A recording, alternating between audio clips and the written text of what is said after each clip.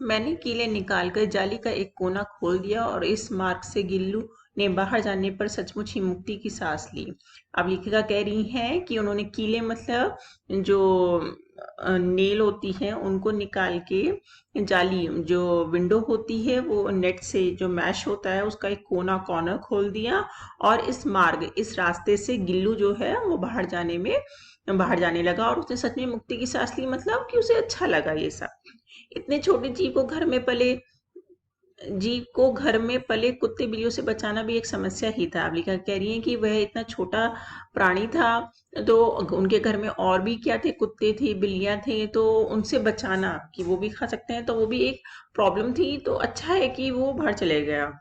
अवश्य कागज पत्रों के कारण मेरे बाहर जाने का पर कमरा बंद ही रहता है। अब लेखिका कह रही हैं कि उनके कमरे में क्या रहते हैं, इंपॉर्टेंट पेपर्स रहते थे, जिसकी वजह से जब वो बाहर जाती हैं तो वह कमरा क्या रहता है, बंद ही रहता है। मेरे कॉलेज से लौटने पर जैसे ही कमरा खोला गया और मैंने भीतर पैर रखा, वैसे ही गिल्लू अपनी जाली के द्वार से भीतर आकर मेरे पैर के सिर और सिर से पैर तक दौड़ लगाने लगा। तब से ये नित्य का क्रम हो गया। अब जब बता रही हैं जो बाहर जाती हैं, जब वो कॉलेज में पढ़ाती हैं तो वह लौट के जब आती थी तो जैसे ही उन्होंने अपना रूम खोला तो वैसे ही भीतर गई, मतलब अंदर के पैर रखा अंदर जाते ही, वैसे ही क्या हुआ, गिल्लू अपनी जाली के द्वार से भीतर आकर, तो गिल्लू क्या करता है, उस जाली से जो होल है वहां से अंदर आ जाता है और पैर से सिर और सिर से पैर तक दौड़ लगाने लगता है, मतलब उनके ऊपर नीचे आगे पीछे भागने लगता है। तब से नित्य क्रम हो गया, नित्य के मतलब रेगुलर की एक्टिविटी हो गई कि जैसे वो बाहर आती थी, अंदर आती थी। मेरे कमरे से बाहर जाने पर गिल्लू भी खिड़की से खुली जाली की राह बाहर चला जाता और दिन भर गिलहरियों के झुंड का नेता बन हर डाल पर उछलता कूदता रहता और ठीक 4 बजे वे खिड़की के भीतर आकर अपने झूले में झूलने लगता। अब लिखा कह रही है जैसे ही वो कमरे के बाहर जाती थी तो गिल्लू भी क्या करता था, खिड़की के रास्ते बाहर चला जाता था और वहां जाके वह दिन भर और गिलहरियों के साथ झुंड, मतलब उनके ग्रुप में उनका क्या हेड बन जाता था और हर डाल ब्रांचेस में उछलता कूदता और ठीक शाम के 4 बजते तो वह अंदर आके अपने झूले में बैठ जाता था। कौन सा झूला, जो महादेवी जी ने एक बास्केट में कॉटन बिछा के वायर से टांग दिया था। मुझे चौंकाने की इच्छा उसमें ना जाने कब और कैसे उत्पन्न हो गई। उसको क्या अच्छा लगता था गिल्लू को, उनको चौंकाना मतलब सरप्राइज करना, मतलब स्टार्टल सा करना कि लिखिएगा जब आई, तो कह रही वो कहाँ से उत्पन्न हो गई, मतलब कहाँ से आई पता नहीं। कभी फूलदान के पीछे फूलों में छिप जाता, कभी पर्दे की चुन्नट में और कभी सोनजूही की पत्तियों में। अब बता रही है वो कहाँ कहाँ छुप जाता था, फ्लावर पॉट के फूलों में छिप जाता था, कभी पर्दे मतलब विंडो में जो कर्टेन्स होते हैं, चुन्नट मतलब उनकी फोल्ड्स में छुप जाता था, कभी सोनजूही की पत्तियों में, जो पेड़ है सोनजूही उसकी लीव्स में। मेरे पास बहुत से पशु पक्षी हैं और उनके मुझे लगाव भी कम नहीं है, परंतु उनमें से किसी को मेरे साथ मेरी थाली में खाने की हिम्मत हुई है ऐसा मुझे स्मरण नहीं आता है। लिखे कहती हैं कि उनके पास बहुत सारे और जानवर भी हैं, पशु पक्षी भी हैं, पर और उनसे उनको लगाव भी बहुत है, कोई कम लगाव नहीं है, परंतु उनमें से किसी को मेरे साथ थाली मतलब जो प्लेट में जिसमें लिखिएगा खाती थी, वो कह रही किसी की ऐसी आज तक हिम्मत नहीं हुई कि वो भी उस थाली में बैठ के खाए मेरे साथ। वो लेखिका को स्मरण नहीं है, मतलब ऐसा कुछ लेखिका को याद नहीं है। गिल्लू इसमें उपवाद था। अपवाद मतलब रूल्स को तोड़ने वाला था। मैं जैसे ही खाने के कमरे में पहुंचती, मतलब जैसे ही वो डाइनिंग रूम में पहुंचती, वह खिड़की से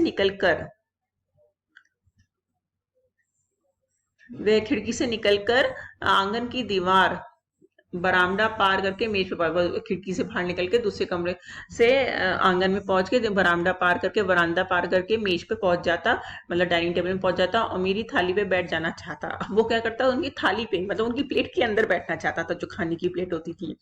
बड़ी कठिनाई से मैंने उसे थाली के पास बैठना सिखाया, पर लेकिन ने उसे कह रही है कि उसे बहुत ही प्रैक्टिस करा के थाली के प्लेट के बाहर पास में बैठना सिखाया, उसके अंदर नहीं, वो अंदर बैठना चाहता था, लेकिन मैंने उसे पास बैठना सिखाया और जहां बैठ के वह मेरी थाली में से एक एक चावल उठाकर बड़ी सफाई से खाता रहता और लिखेगा चावल दे दी तो वो एक एक दाना राइस का खाता रहता। काजू उसे प्रिय खाद्य था, मतलब उससे जो ना उसका खाने का जो आइटम, खाद्य मतलब खाने का जो आइटम था, उसमें से उसे कैश्यू नट सबसे ज्यादा अच्छे लगते थे। और कई दिन तक काजू ना मिलने पे वह अन्य खाने की चीजें या तो लेना बंद कर देता था या झूले के नीचे फेंक देता था। और उसे काफी दिन तक अगर जो उसे काजू ना दिए जाए तो वो जो रेगुलर की जो चीजें होती थी वो उसको खाना बंद कर देता था या फिर अपने झूले से नीचे फेंक देता था। उसी बीच मुझे मोटर दुर्घटना से आहत होकर कुछ दिनों के लिए अस्पताल में रहना पड़ा। अब लेखिका बता रही है इसी बीच उनको क्या हुआ, उनका कार से क्या हो गया, एक्सीडेंट हो गया और उनको चोट लगी जिसकी वजह से उन्हें हॉस्पिटल में रहना पड़ा। उस दिनों उन दिनों जब मेरे कमरे का दरवाजा खोला जाता, गिल्लू अपने झूले से उतरकर दौड़ता और फिर किसी दूसरे को देखकर उसी तेजी से अपने घोंसले में जा बैठता। अब लेखिका तो हॉस्पिटल थी, तो कोई और अगर उनके कमरे में आता साफ सफाई या किसी भी रीजन से, तो गिल्लू क्या करता, अपने झूले से उतर के फटाफट दौड़ते आता और देखता कि कोई और है, फिर वह उसी घोंसले में जाके दोबारा बैठ जाता। घोंसला और झूला एक ही चीज है। तो बैठ जाता। सब उसे काजू दे आते। अब परोसो खाने के लिए सब लोगों से कैश्यू दे देते क्योंकि सबको पता था उसे काजू पसंद है। परंतु अस्पताल से लौटकर जब मैंने उसे झूले की सफाई की तो उनमें काजू भरे मिले। पर जब लेखिका हॉस्पिटल से वापस आई और जब उन्होंने उसके झूले की सफाई करी तो देखा कि बहुत सारे काजू भरे मिले हैं, जिससे ज्ञात होता है, मतलब जिससे पता चलता है कि उन दिनों वह अपने प्रिय खाद्य कितना कम खाता था।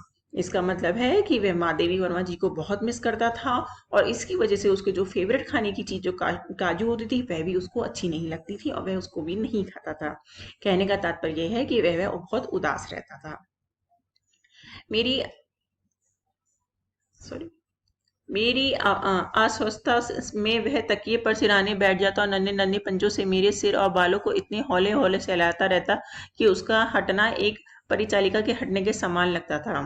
जब वे मतलब हॉस्पिटल से आई तो एकदम से तो ठीक नहीं हो जाते ना, मतलब थोड़े थोड़े बीमार रहते, तो वह तकिए मतलब पिलो पर सिरहाने बैठ जाता, सिरहाने मतलब सिर के पास बैठ जाता और अपनी नन्हे नन्हे जो पंजे होते हैं वह क्या करता, लेखिका के सिर और बालों में धीरे धीरे से सहलाता रहता।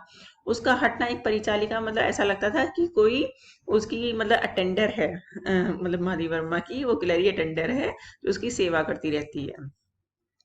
गर्मियों में जब मैं दोपहर में काम करती रहती तो गिल्लू ना बाहर जाता ना अपने झूले में बैठता। उसे मेरे निकट रहने से के साथ गर्मी से बचने की एक सर्वथा नया उपाय खोज निकाला था। जो बता रही है समर्स में जब वो दोपहर में लेखिका अपने कमरे में रहती तो वो गिल्लू भी ना बाहर जाता और ना झूले में बैठता, वह लेखिका के पास ही बैठता रहता क्योंकि उससे वो क्या करता था, गर्मी से भी बचने में एक अच्छा सा रास्ता निकल गया था। वह मेरे पास रखी सुराही, सुराही क्या होती है, एक अर्थन पॉट होता है, मिट्टी का अर्थन पॉट होता है। तो वह क्या करता है, जिसमें पानी भरा जाता है तो वह सुराही पे भी लेट जाता था, जिस प्रकार वह लिखा के समीप भी रहता और उसे सुराही से वो ठंडक मिलती रहती है। गिलहरियों का जीवन की अवधि 2 वर्ष से अधिक नहीं होती है। अब वो कह रही है जो स्क्वेरल्स गिलहरियां होती है उनका जो लाइफ स्पैन होता है वो कितना होता है, 2 इयर्स का होता है, उससे अधिक नहीं होता, ज्यादा नहीं होता। अब 2 साल गिल्लू को रहते रहते हो गए थे, अतः गिल्लू की जीवन यात्रा का अंत आ ही गया। मतलब अब उसकी एक नॉर्मल जो लाइफ है जी कर है, अब उसकी डेथ का टाइम आ ही गया। दिन भर उसने ना कुछ खाया ना बाहर गया। अब वो उस दिन का डिस्क्राइब कर रही है जब वह मरने वाला था, तो उसने कुछ खाया ना बाहर गया। रात में अंत को यातना में भी वह अपने झूले पर उतर के मेरे बिस्तर पे आया और ठंडे पंजों से मेरी वही उंगली पकड़ के हाथ से चिपक गया। आज जब वह मरने वाला था वह अपने झूले पे नहीं बैठा, लेखक के पास आके बेड पे बैठ गया और उसके जो पंजे थे वे ठंडे होने लगे थे और वह लेखिका के हाथ पकड़ लिया जिसे उसने अपने बचपन में मरणोत्तर स्थिति में पकड़ा था। बचपन मतलब कब, जब लेखिका ने उसे कौवों से जब पहले बचाया था, तो मरण स्थिति मतलब मरने वाली स्थिति इसमें जब लेखिका ने पहले पकड़ा था, बिल्कुल वैसे ही। पंजे इतने ठंडे हो गए थी, मैंने जाकर हीटर जलाया और उसे उष्णता देने का प्रयत्न किया। अब वो इतना ठंडा हो गया था कि लेखिका ने हीटर जलाया और उसे गर्माहट देने का ट्राई करी, परंतु प्रभाव की प्रथम किरण के स्पर्श के साथ ही वह किसी और जीवन में जागने के लिए सो गया। परंतु प्रभात, प्रभात मतलब मॉर्निंग की प्रथम, अर्ली मॉर्निंग, वह जैसी स्पर्श मतलब अर्ली मॉर्निंग जैसी सनराइज हुआ, वह किसी और जीवन मतलब मर गया और नई जीवन पाने के लिए चला गया। उसे झूला उसका झूला उतार के रख दिया गया और खिड़की की जाली बंद कर दी गई। अब जब वह मर गया तो वो झूला उतार के रख दिया गया और जो विंडो थी उसकी जो जाली उसके लिए खोल रखी थी वह भी बंद कर दी गई।